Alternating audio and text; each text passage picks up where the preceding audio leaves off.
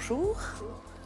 Alors, on va parler avec vous. Vous étiez venu il y a quelques années parler de votre association qui est Lien, Écoute, Initiative, Accompagnement, qu'on connaît plus simplement sous le nom de LEI. On va avec vous connaître le fonctionnement de l'association, mais tout d'abord, quelle est votre fonction au sein de LEI? Alors ma fonction au sein de l'EI, c'est une fonction de direction, d'encadrement des équipes éducatives, puisque l'EI est composé essentiellement d'éducateurs spécialisés sur 3 territoires distincts dans le département de Haute-Corse. On va les citer. On va les citer. Alors sur Bastia, c'est le Grand Bastia, il y a 5 éducateurs. Sur la plaine orientale nord, 3 éducateurs. Pour l'instant, nous n'intervenons pas, alors qu'il y a de gros besoins quand même sur Ghisonaccia et sur Alegria. Et puis, bien entendu, sur la Balagne, avec une petite équipe de 2 éducateurs. Pourquoi vous n'intervenez pas sur... Le sud oui. du département. En fait, si vous voulez, la prévention spécialisée, qui est une compétence qui s'inscrit dans le cadre de la protection de l'enfance, de l'aide sociale à l'enfance, est une dépense non obligatoire d'un conseil départemental. Donc c'est un choix et une décision politique. À l'époque de sa création, donc en 1999, sous l'impulsion de certains conseils généraux de l'époque et de son président, il avait été demandé à l'ensemble des conseils généraux, des cantons, donc des représentants des cantons, quels étaient les besoins sur les territoires. Et il se trouve que le sud de la plaine n'avait peut-être pas compris, ou n'avait pas vu les besoins et la nécessité de cette prévention. Donc du coup, il n'y a pas eu de création d'équipe sur le sud de la plaine, mais ni même sur Corté et sur Ponteletsch, où il y a aussi des besoins. Et bon, avec le temps faisant, les financements se raréfiant, donc aujourd'hui c'est plus compliqué de mettre en place, de trouver les moyens de financement pour mettre en place cette mission. Maintenant, je sais qu'il y a quand même des demandes, notamment d'élus cantonaux ou de maires du sud de la plaine qui souhaiteraient vivement notre intervention, et qu'il y a une démarche qui va être initiée par monsieur le président du conseil départemental, monsieur Orland, pour essayer de solliciter d'autres collectivités locales, notamment des intercommunalités, pour voir s'il était moyen de cofinancer, comme le prévoit la loi, cette mission qui relève donc du conseil départemental, de manière à couvrir un peu plus l'ensemble du département. Après, bon, de toute manière, il y aura une évolution de cette compétence, puisque il y a un changement d'organisation administrative. Nous allons passer à une collectivité unie, donc il est vraisemblable que cette compétence va être transférée dès le mois de janvier 2018 à la collectivité unie, avec certainement quand même des compétences de proximité qui sont essentielles au niveau politique, qui sont essentielles pour la compréhension des besoins sur les territoires, parce que les personnes, et notamment en milieu rural, qui sont très au fait, très demandeurs de cette mission, sont quand même les maires qui ont en charge la sécurité, le bien-être, la cohésion sociale de leurs habitants sur leur commune. Donc, ce qui est important finalement et qui est primordial, c'est que ce conseil départemental finance. Voilà, c'est un rôle primordial qui tient aussi. Depuis les lois de décentralisation à l'époque, avant ces lois de décentralisation, vous vous souvenez, on parlait de la DAS, d'ailleurs on parle encore de la DAS maintenant. En fait, toute la compétence action sociale, que ce soit en direction des personnes âgées, en direction des personnes handicapées, des familles et de l'enfance, avait été transférée à l'époque, entre 82 et 86, aux conseils départementaux. Aujourd'hui, on rentre dans une nouvelle phase de ces compétences, avec à terme donc la disparition, en tout cas sous leur forme actuelle, des conseils départementaux. Sur le continent, dans des grandes villes, on parle plutôt de métropole, donc cette compétence de l'action sociale est déjà transférée dans les métropoles. Donc chez nous, vraisemblablement, ce sera la collectivité unie dès le mois de janvier 2018. Donc ça s'approche. Voilà. Alors, quels sont les buts et les valeurs de l'EI? Alors, la mission de prévention spécialisée est inscrite depuis très longtemps dans une mission de protection de l'enfance. Alors, ce n'est pas protection de l'enfance au sens de l'enfance maltraitée concernant les mineurs de 0 à 18 ans. c'est plutôt la prévention de la marginalisation et du risque d'exclusion des jeunes. Donc la prévention spécialisée traditionnellement s'adresse à des jeunes gens, voire des jeunes majeurs. Quel âge en général ils ont? C'est quelle catégorie? Alors, au départ, il y a une dizaine d'années, on intervenait plutôt sur des jeunes qui avaient entre 17 et 20 ans, voire au-delà. Et aujourd'hui, on observe une baisse de l'âge de nos rencontres avec ces jeunes. On intervient au collège, donc il nous arrive de pouvoir accompagner des jeunes qui ont entre 12 et 13 ans. Bien entendu, l'accompagnement est tout à fait différent de jeunes majeurs. Et cet accompagnement des jeunes mineurs, enfin des très jeunes, se fait plutôt à travers des actions collectives que des accompagnements individuels. Voilà. Finalement, on va dire que l'âge des demandeurs a changé avec le temps. A baissé, oui, a baissé, même s'il existe encore une forte demande de nos jeunes majeurs, hein, puisque nous intervenons jusqu'à 25 ans. Et on est encore un des rares départements à intervenir jusqu'à 25 ans, puisque normalement la protection des mineurs c'est 18 ans. Des contrats jeunes majeurs c'est 21 ans. Le conseil départemental de Haute-Corse nous autorise à intervenir jusqu'à 25 ans. Date 25 ans où ces jeunes gens, jeunes familles, peuvent entrer, soit rentrer dans le cadre de droit commun, soit rentrer dans des procédures de politique sociale différentes. Et comment ils viennent à vous? Comment ils sont amenés à l'association qui intervient? Ouais. En fait, la prévention spécialisée, son cœur de métier, sa spécificité, c'est l'aller vers. C'est-à-dire, ce n'est pas les jeunes qui viennent vers nous. C'est vous qui allez. C'est nous qui allons, enfin, ce sont les équipes éducatives qui vont et qui essayent d'aller à la rencontre de ces jeunes. Donc, il y a quelque chose qui vous alerte ou c'est vous passez dans toutes les structures? Les deux. Il y a des temps programmés de ce qu'on appelle le travail de rue, de présence sociale, donc de déambulation des équipes éducatives qui vont aller voir où se regroupent les jeunes autour de centres commerciaux, d'installations sportives, d'endroits comme ça qu'on repère où les jeunes se regroupent traditionnellement.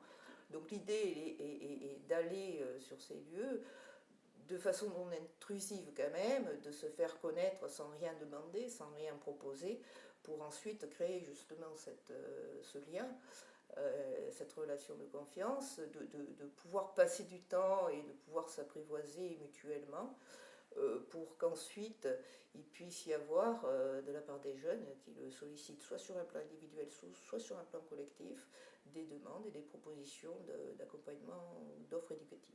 Parce qu'il n'est pas forcé qu'on retrouve un groupe de jeunes qui en ait un ou deux en difficulté. Ce n'est pas, c'est pas parce qu'on voit, je veux dire, 5 ou 6 ados qui se regroupent comme ça qu'il peut y en avoir un qui a un souci particulier. C'est pas... Non, mais on parle de prévention. Et qu'est-ce qui vous met, qu'est-ce qui met on va dire l'alerte à la personne qui vient comme ça se promener? L'éducateur donc va rencontrer ces groupes de jeunes. Après, je vous parlerai aussi plus spécifiquement du milieu rural, parce que ce mode d'intervention en fait se fait plus en milieu urbain, où vous avez des groupes de jeunes en bas d'immeubles qui sont là, qui s'organisent. Bon, c'est pas trop comment. Donc l'idée, voilà, c'est ça, c'est d'aller les rencontrer et de se faire connaître. C'est-à-dire d'expliquer, hein, de jouer carte sur table. Voilà, un éducateur, qu'est-ce qu'il fait, comment il travaille, qu'est-ce qu'il peut proposer, etc. Donc, quelle réaction a l'ado ou même l'adulte? Puisqu'à 25 ans, on est adulte aussi. Hein. Oui, eh ben, très positive. Oui. Très, très positive, c'est-à-dire que, en fait, peut-être plus chez nous, en Corse, les rapports sont très courts.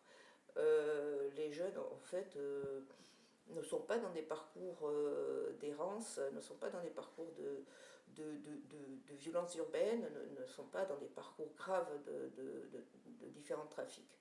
C'est-à-dire qu'il existe des difficultés, mais ces difficultés sont Prises minorées en par amont rapport aussi, peut-être. à des grands ensembles. Souvent, on entend les quartiers prioritaires, on entend à travers les médias des banlieues qui flambent. Bon, nous, chez nous, c'est pas du tout notre cas. Ce qui ne veut pas dire qu'il n'y a pas de problème. Ce sont des problèmes qui sont beaucoup plus en sourdine. Et, Quel genre de problème on peut retrouver? alors, majoritairement, ce sont des problèmes que le jeune rencontre avec sa famille, avec ses parents, ou que les parents rencontrent avec les jeunes. Voilà. Oui, ça peut être dans Donc, les deux sens. voilà, la difficulté familiale est vraiment la difficulté première que rencontrent ces jeunes ou que rencontrent ces familles.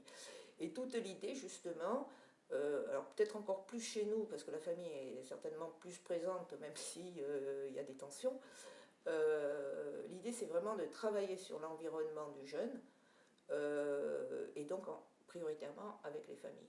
De toute manière, lorsque nous rencontrons des jeunes mineurs, nous demandons aux jeunes de pouvoir rencontrer ses parents pour informer de ce qu'on fait.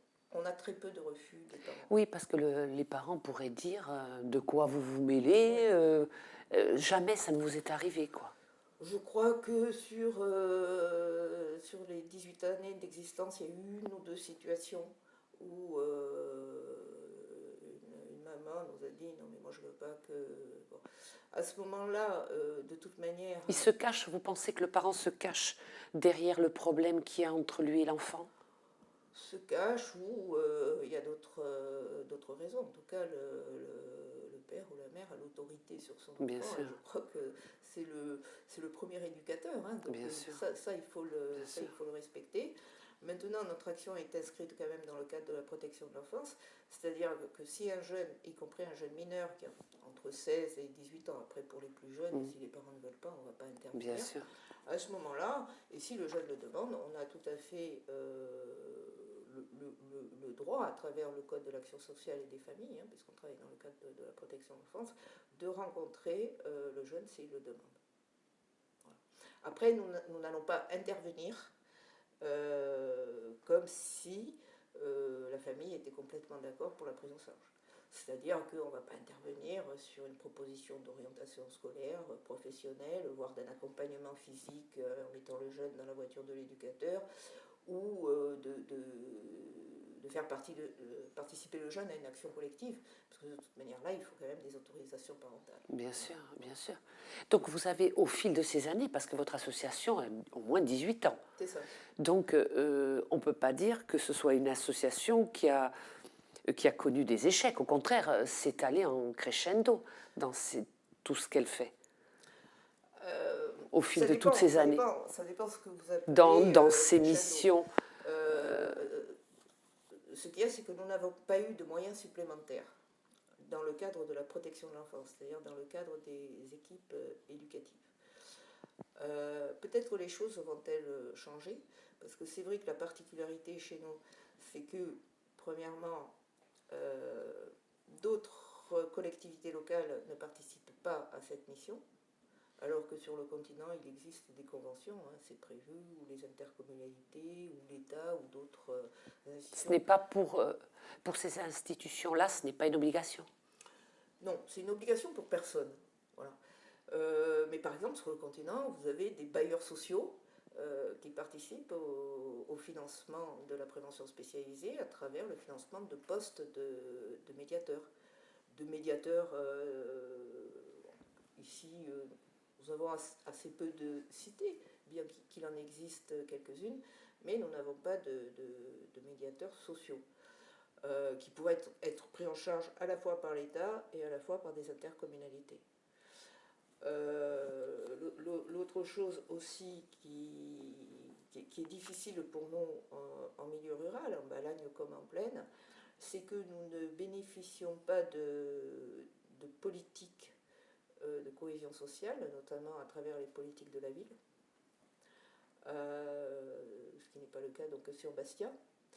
Et moi, j'estime que les difficultés rencontrées par les jeunes, les familles, les habitants, même si elles s'expriment de façon différente, existent au même niveau dans le rural que dans le milieu un peu plus urbain qui reste quand même rural, même si Sébastien c'est quand même pas Bien sûr. des grandes villes. Donc voilà, le milieu rural souffre de ce manque de dispositifs, notamment avec tous les moyens qui sont mis dans le cadre des politiques de la ville. Est-ce que les demandes par rapport justement à la création de l'association, puisque si elle a été créée, c'est qu'il y avait un besoin quand même, est-ce qu'il y a un nombre beaucoup plus important d'enfants à aider, quoi? On va pas dire secourir, Alors, mais... je dirais oui et non. Oui, en nombre, non par rapport aux difficultés qui sont propres aux enfants. Je crois que les difficultés, elles sont plus liées aujourd'hui à des difficultés plus sociétales. Il faut savoir qu'il y a une précarité qui augmente d'année en année depuis ces 10-15 dernières années des familles et avec des enfants, on qualifie d'enfants pauvres. Voilà. Donc il y a une précarité économique qui est plus importante. Parallèlement à ça, au niveau du système éducatif, si auparavant les jeunes qui étaient inscrits dans l'éducation nationale pouvaient s'en sortir, avoir quelques formations, quelques diplômes et puis après trouver quelques débouchés, ça serait plus facile. C'est très compliqué. C'est très compliqué. D'autre part, il y a une raréfication au niveau économique de l'emploi. Donc difficulté de trouver des stages, difficulté de trouver des apprentissages et difficulté de trouver de l'emploi. Voilà. Donc les conditions sociétales ont fortement évolué et du coup, effectivement, ces jeunes qui étaient en difficulté le sont un peu plus. Elles sont restées, quoi. Voilà. Non, je ne pense pas que ce soit les jeunes et les familles qui soient plus en difficulté. C'est surtout que les dispositifs sont moins... C'est aussi le contexte. Ouais. Et alors, les actions de prévention spécialisées, justement, quels sont les principes de ces actions? Le principe fort de la prévention spécialisée, c'est pour ça que ça marche bien votre question, mais comment finalement un jeune ou une famille voit l'arrivée d'un éducateur, ça marche très bien parce que souvent la famille est complètement d'accord, sauf quelques cas très rares, et puis très rapidement les jeunes, en tout cas encore une fois dans notre département, sont très demandeurs d'un éducateur qui est là, qui ne va rien demander d'ailleurs au départ et qui lui propose juste un accompagnement. Est-ce qu'il y a un sentiment de fierté finalement chez Oui, l'enfant, ouais. de dire tiens, on Ouais, va s'occuper de moi, alors, on va s'intéresser à moi peut-être? Oui, et souvent les jeunes arrivent au local et disent je veux voir mon éducateur. Ou alors ils disent mais ils amènent un autre jeune, viens je vais te présenter mon éducateur. Et donc avoir son éducateur. Il y a une fierté. Ouais, c'est presque voilà, ils sont assez contents là-dessus. Et je crois que ce lien donc est lié à deux choses. La première, c'est poser la question sur les principes d'intervention. Donc le principe qui a prédominé depuis les années 70 sur ce mode d'action, c'est le principe de libre adhésion. C'est-à-dire qu'il y a une proposition éducative qui est faite à un jeune ou à un groupe de sans jeunes, contrainte. Sans contrainte. Il y adhère pas. Voilà. S'il n'y adhère pas, nous, on ne va pas faire un signalement comme quoi, comme par exemple à l'école est obligatoire jusqu'à 16 ans. Si le gamin n'y va pas, l'école a l'obligation de le faire aller. Nous, on n'a pas cette obligation. Donc du coup, ce principe de libre adhésion favorise finalement la confiance et le lien avec l'équipe éducative. Voilà. La deuxième chose, c'est que en fait, les jeunes que nous rencontrons ici sont peut-être, je ne veux pas dire moins matures que sur le continent, mais en tout cas, ils sont encore dans des valeurs. Même on arrive encore à les brider, on va dire. Oui, moi je me souviens d'un exemple où on avait accompagné un groupe de jeunes d'ici sur Marseille, on rencontrait d'autres jeunes avec d'autres éducateurs marseillais.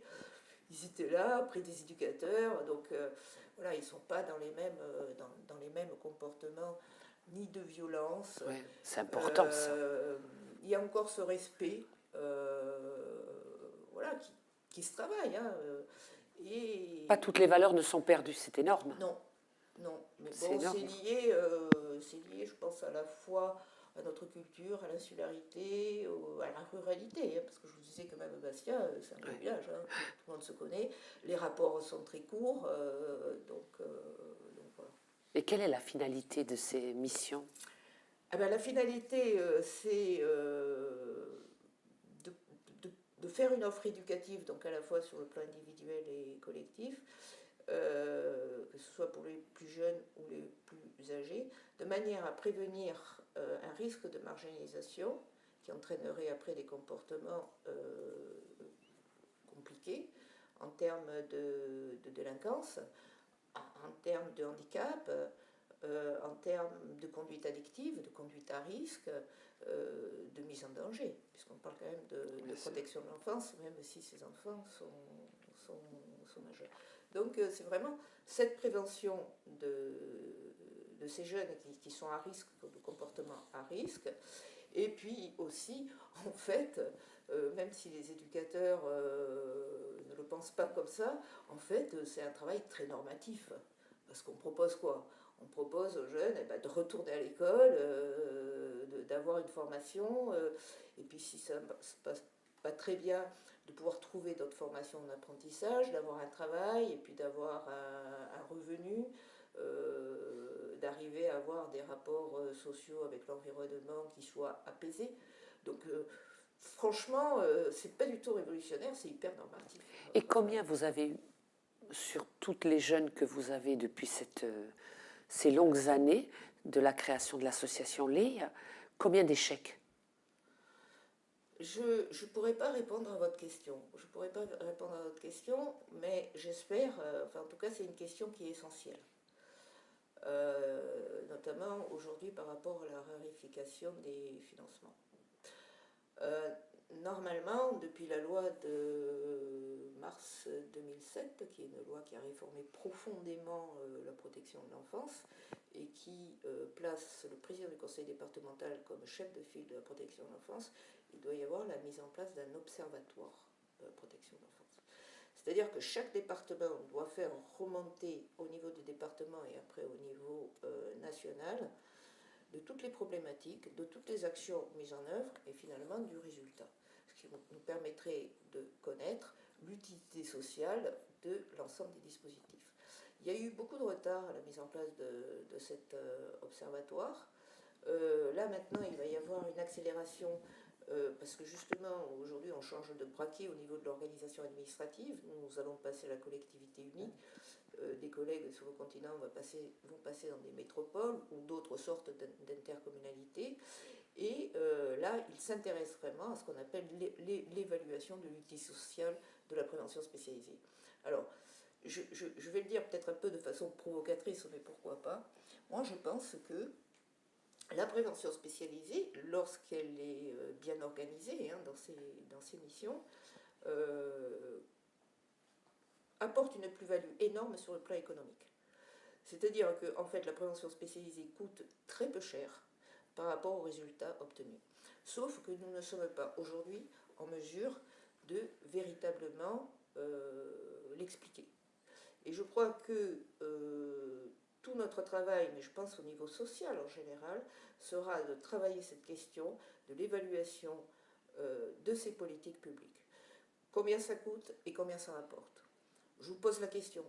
Combien ça coûte un enfant qui ne va plus à l'école, qui ne va pas avoir de formation, qui ne va pas avoir de travail, qui va peut-être avoir des comportements à risque, qui va devoir faire intervenir d'autres services de placement, d'autres services éducatifs, qui parce qu'il se met en danger sur un scooter, va devoir faire intervenir la sécurité sociale et l'hôpital, voire des choses plus graves. Et combien ça coûte? Si, parallèlement à ça, un accompagnement éducatif permet d'apaiser de prévenir ces risques, de rescolariser le jeune, de le remettre en confiance et de le mettre en formation sinon au travail. Au travail, il va rapporter parce qu'il va cotiser, et là, ça va être la vraie plus-value. Et moi, je pense que, alors c'est un peu révolutionnaire que de parler économie dans le social, mais je pense qu'il serait vraiment intéressant d'étudier cette question sous cette forme-là.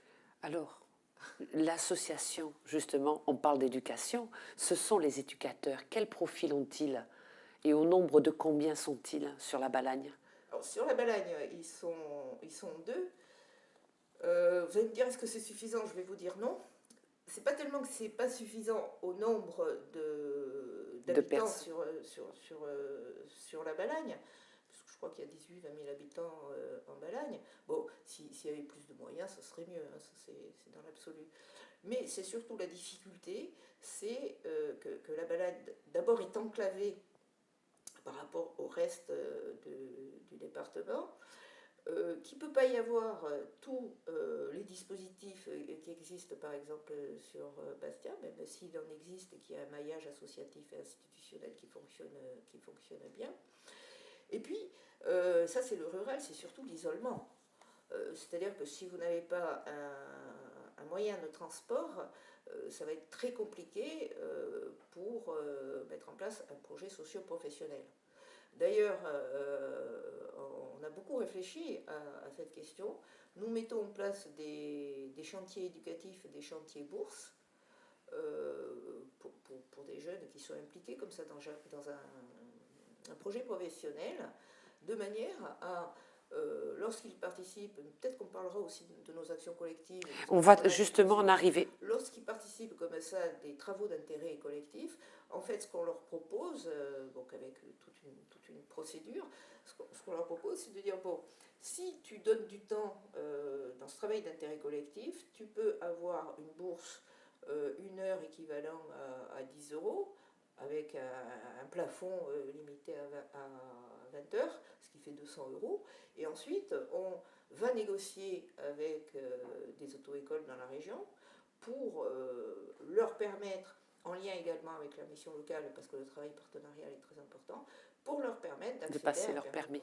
C'est voilà. important. Et ça, c'est très important. Bien sûr. Alors justement, on va en venir quand même à ces actions collectives. Quelles sont-elles? Alors, le travail de prévention spécialisée, son cœur de métier au départ, même si après il a évolué, c'est pas l'accompagnement individuel, même si chez nous ça prend peut-être plus de 50% de notre temps. Le cœur de métier donc, de la prévention spécialisée, on l'a dit tout à l'heure, c'est l'aller vers, c'est le travail de rue, c'est la connaissance de l'organisation des jeunes, voilà comment ça se passe de manière à pouvoir prévenir, soit parce qu'on y va, soit parce qu'on est alerté par des habitants des HLM Champeau ou la mairie de la commune de Santaré-Parade, parce qu'il se passe telle et telle chose avec les jeunes qui ont eu un petit peu. Donc il y a ce premier travail. Le cœur de métier de la prévention spécialisée, c'est aussi le collectif. Alors le collectif, sont 2 choses. Il y a le collectif, le travail collectif auprès de groupes de jeunes, et un travail collectif, mais alors beaucoup plus compliqué à mettre en place, auprès d'habitants d'un même territoire. C'est-à-dire, on ne va pas cibler directement le jeune, mais plutôt des habitants sur un territoire. Mais ça, j'y reviendrai, c'est un peu plus complexe.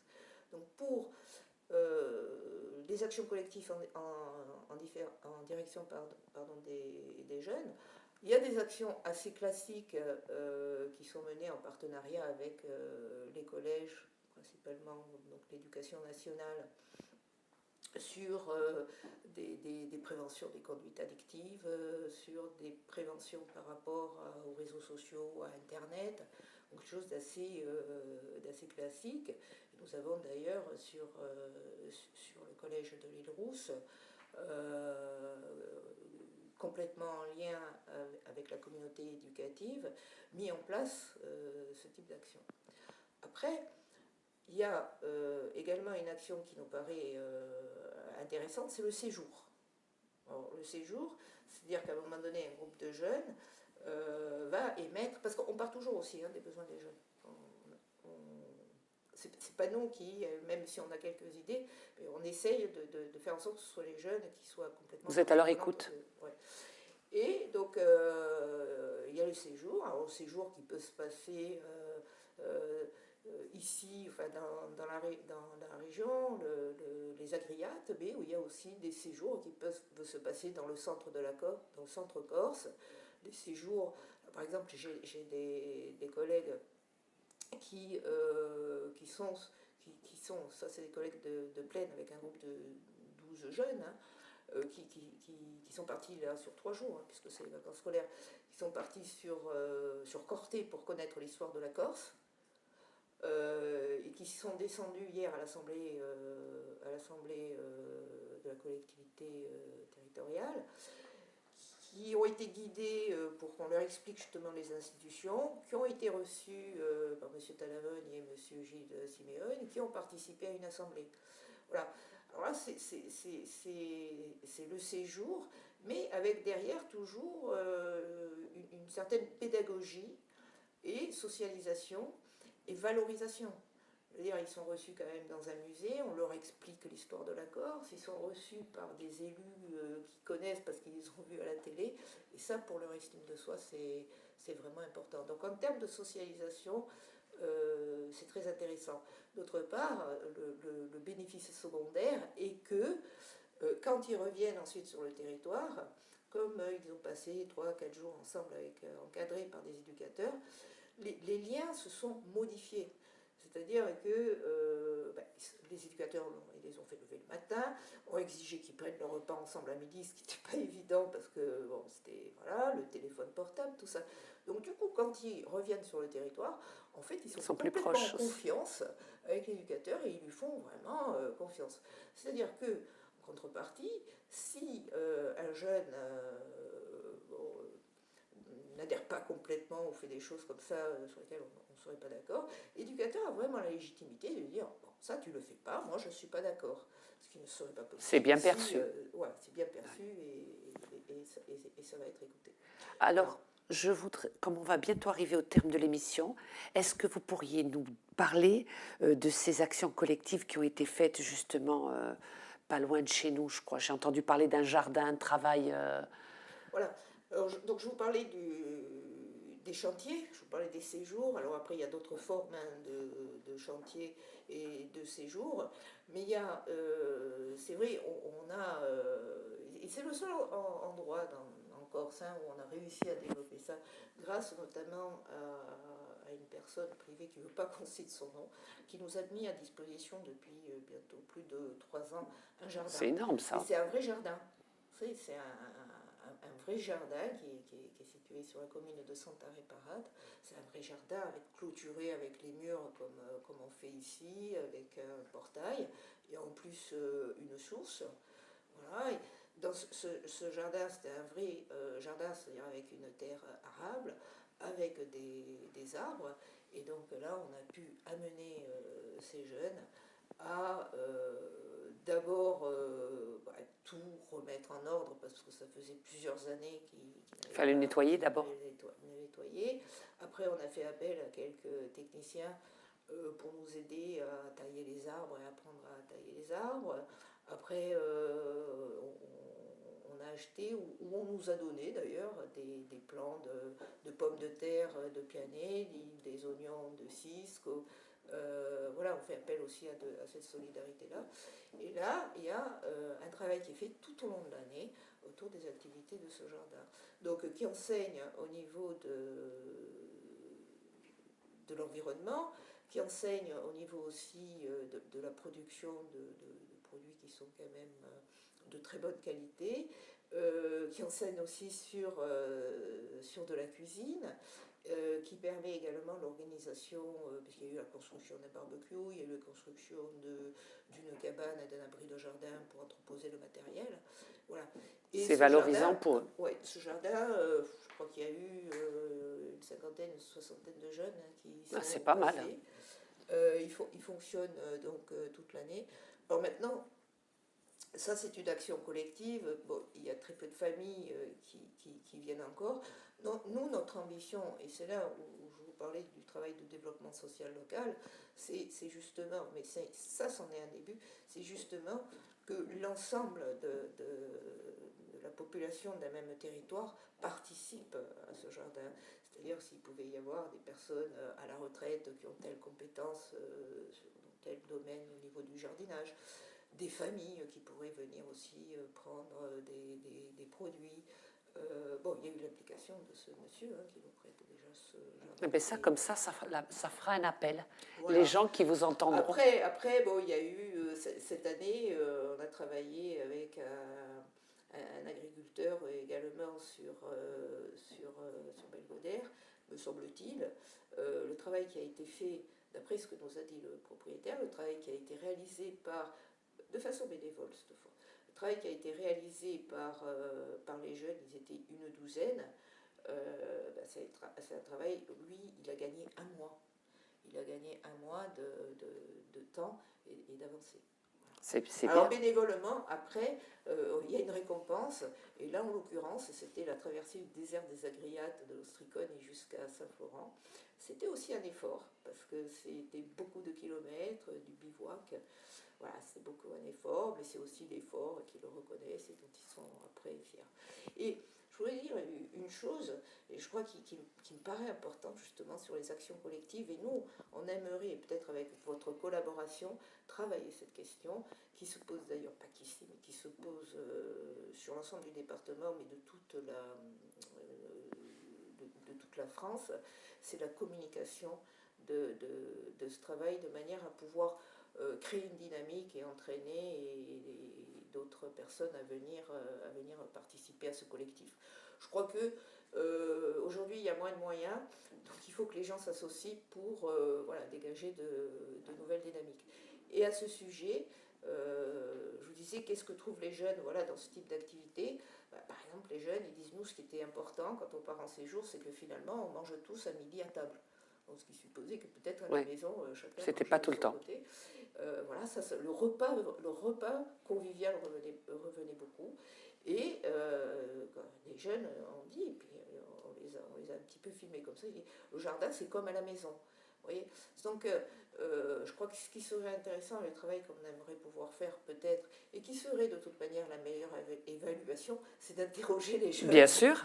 Sur finalement qu'est-ce que ça leur apporte. Bien sûr.